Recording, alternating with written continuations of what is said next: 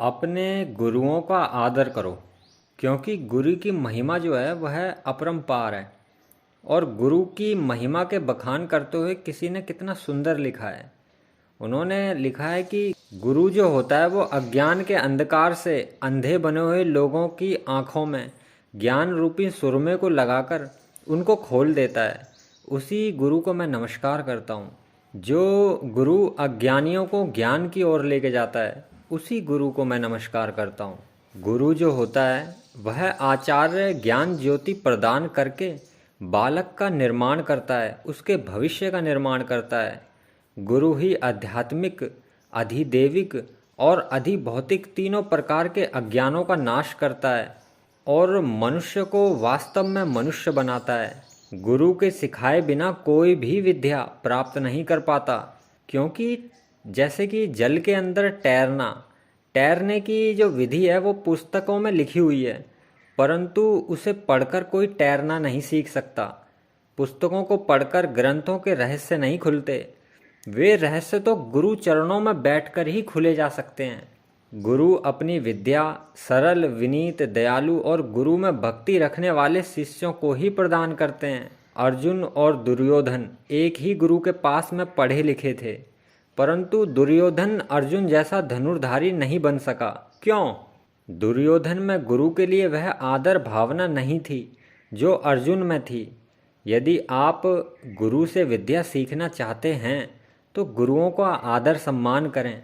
गुरु सेवा का आदर्श योगेश्वर श्री कृष्ण जी से सीखिए। श्री कृष्ण राजकुमार थे, परंतु अपने गुरु के लिए वे सभी संविधाएं लाया करते थे। एकलव्य की गुरु भक्ति भी आदर्श ही थी। जब गुरु ने एकलव्य को अद्भुत बाण कौशल देखा तो वे चकित रह गए। उन्होंने गुरु दक्षिणा में एकलव्य से दाहिने हाथ का अंगूठा मांगा। एकलव्य ने किस लालसा से शस्त्राभ्यास किया था, उसकी आशा पर पानी फिर रहा था, परंतु उसने बिना किसी हिचक के अपना अंगूठा काटकर गुरु के चरणों में अर्पण कर दिया। धन्य हो एकलव्य। अब थोड़ा तनिक आरुणि की भक्ति भी देखिए। मूसलाधार बारिश हो रही थी। महर्षि धौम्य ने अपने शिष्य आरुणि को धान के खेत में मैड़ बांधने के लिए भेजा। एक स्थान पर खेत की मैड़ जो थी वो टूटी हुई भी थी। आरुणि वहाँ मिट्टी रखता था और तीव्र तेज जल का प्रभाव जो है उसको बहा ले जाता था। अन्य कोई उपाय ना देखकर आरुणि जो है स्वयं टूटी मैड़ के स्थान पर लेट गया। उसका शरीर शीतल होकर अकड़ने लगा। दांत से दांत जो है वो बजने लगे। वेदना का पार नहीं था, परंतु आरुणि उठ जाए और गुरु के खेत का पानी बाहर निकल जाए, यह नहीं हो सकता। सूर्य अस्त हो गया। रात्रि का अंधकार बढ़ने लगा। अब तो आरुणि के ना लौटने से गुरुदेव भी चिंतित हो गए। अपने शिष्यों के साथ लेकर ढूंढने निकले वह। उनकी पुकार सुनकर आरुणि उठा। उसकी गुरु भक्ति से प्रसन्न होकर उन्होंने उसे महर्षि उदालक बना दिया। गुरुजी ने उपमन्यु का आहार बंद कर दिया। उसकी लाई हुई भिक्षा भी वे रख लेते थे।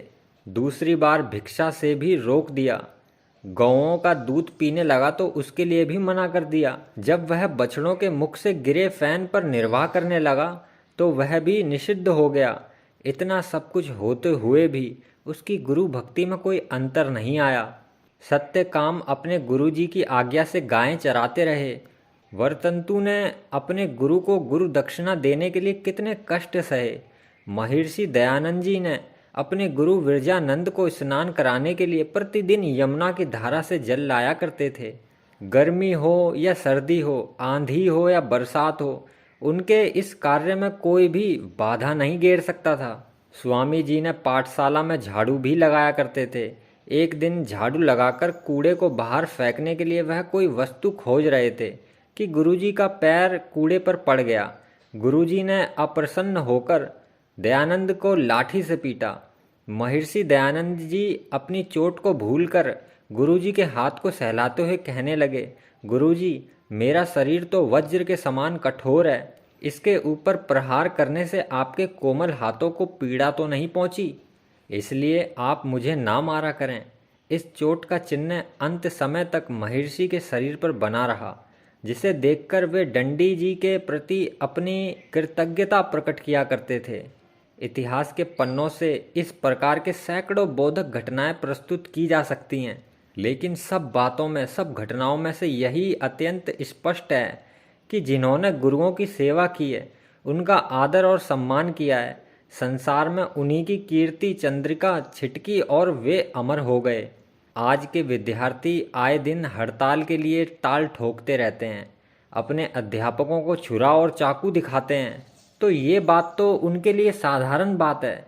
कहीं पर सुनने में आया था कि विद्यार्थियों ने अपने प्रिंसिपल को ही कमरे में बंद कर दिया था, पुलिस बुलानी पड़ी। और एक जगह तो ऐसा सुनने में आया था कि बच्चों ने अध्यापक को मृत्यु के घाट ही उतार दिया। परिणाम स्वरूप आज के विद्यार्थियों में ना पांडित्य ही आता है और ना ही कहीं उनका आदर सम्मान ही है। आज का विद्यार्थी जब स्नातक होकर निकलता है और नौकरी की तलाश में इधर उधर भटकता है, तब उसे प्रत्येक स्थान पर नो वैकेंसी, जगह खाली ही नहीं है, स्थान ही नहीं है का बोर्ड लगाई दिखाई देता है। जिस क्षेत्र में जाते हैं वहीं असफलता ही हासिल होती है। क्यों होती है? मैं समझता हूँ इसका कारण है गुरुओं का श्राप। यदि आप उन्नत होना चाहते हैं तो आचार्य देवो भव, आचार्य को देव स्वरूप जानो, उनका आदर और सम्मान और सत्कार करो। सदा हमेशा याद रखो कि संसार में भटकने वाले मनुष्यों को तारने के लिए गुरु के सम्मान बंधक नाशक तीर्थ दूसरा और कोई भी नहीं है। इसलिए गुरुओं का सम्मान करो। ओम नमः शिवाय।